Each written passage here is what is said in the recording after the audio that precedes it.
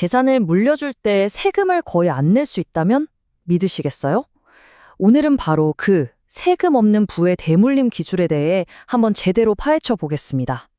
자, 내 주머니에 들어온 돈이 진짜 내 돈이다. 이 말이 어떻게 들리세요? 사실 이게 특히 성공한 사업가들한테는 정말 큰 숙제의 시작이거든요. 우리나라 상속세, 증여세 최고 세율이 얼마인지 아세요? 무려 50%입니다. 이게 OECD 국가 중에서도 거의 최고 수준이에요. 근데 이게 끝이 아니에요. 이것저것 다 따지고 보면요. 자산의 최대 70%까지도 세금으로 나갈 수 있다는 계산이 나옵니다. 정말 평생을 바쳐 일군 재산인데 제대로 계획하지 않으면 대부분이 내 가족이 아닌 나라에 가게 되는 거죠. 자, 그럼 여기서 핵심적인 문제가 나옵니다. 아니, 재산의 절반을 세금으로 내야 하는 이 상황에서 과연 내 유산을 어떻게 지킬 수 있을까요?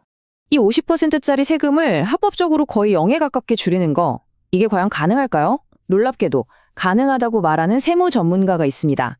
오늘 저희가 바로 그 전문가가 한 가족을 위해 실제로 어떻게 이걸 해냈는지 그 방법을 샅샅이 뜯어보겠습니다.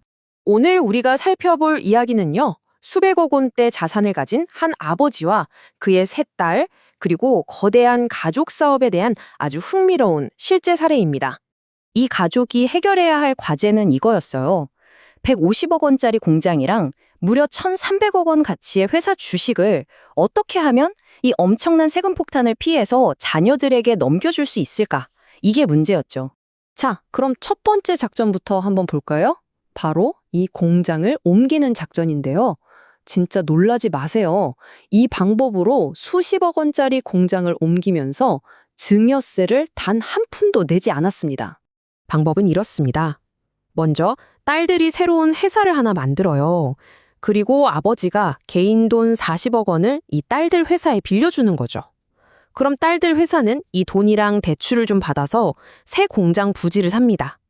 그리고는 아버지의 원래 회사가 이 새 공장의 세입자로 들어와서 매달 3천만 원씩 월세를 내는 거예요. 딸들 회사는 이 월세 수입으로 아버지한테 빌렸던 돈을 차곡차곡 갚아나가는 거죠. 결국 아버지 회사가 낸 월세로 딸들 명의의 자산이 만들어지고 아버지의 빚도 갚아나가는 그런 구조인 셈입니다. 이게 어떻게 증여가 아니고 합법적인 거래가 되냐면 바로 가수금이라는 개념 덕분입니다. 아버지가 딸 회사에 준 돈이 그냥 준 게 아니라 빌려준 돈, 즉 나중에 꼭 갚아야 하는 공식적인 대출로 기록되기 때문이에요. 이건 완벽하게 합법적인 금융거래인 거죠. 결과를 보세요. 150억 원짜리 자산이 증여세 한 푼 없이 딸들에게 넘어갔습니다. 겉으로 보기에는 또 모든 서류상으로는 그냥 합법적인 대출이랑 임대차 계약만 있었을 뿐이니까요. 정말 기가 막히죠? 자, 공장은 해결됐고 이제 진짜 하이라이트입니다. 1,300억 원. 이 어마어마한 가치의 주식은 대체 어떻게 옮겼을까요? 그것도 예상 세금의 아주 일부만 내고요. 핵심 전략은 돈을 어디다 숨기는 게 아니었어요. 주식을 넘기기 바로 직전에 회사의 가치를 합법적으로 일시적으로 확 낮춰버리는 거였습니다. 가치가 낮을 때 넘기면 세금도 적게 내니까요. 어떻게 가치를 낮췄냐면요. 이 회사는 부동산 같은 게 없어서 회사 가치가 거의 현금이랑 이익에 따라 결정됐거든요. 그래서 먼저 감자라고 하는, 그러니까 자본금을 줄이는 방법 같은 걸 써서 회사의 순자산 가치를 낮췄어요. 그리고 또 회사의 이익을 기반으로 평가하는 순손익 가치도 여러 가지 합법적인 방법을 써서 전략적으로 낮춘 거죠. 이게 바로 가업승계 관련 제도를 아주 영리하게 활용한 겁니다.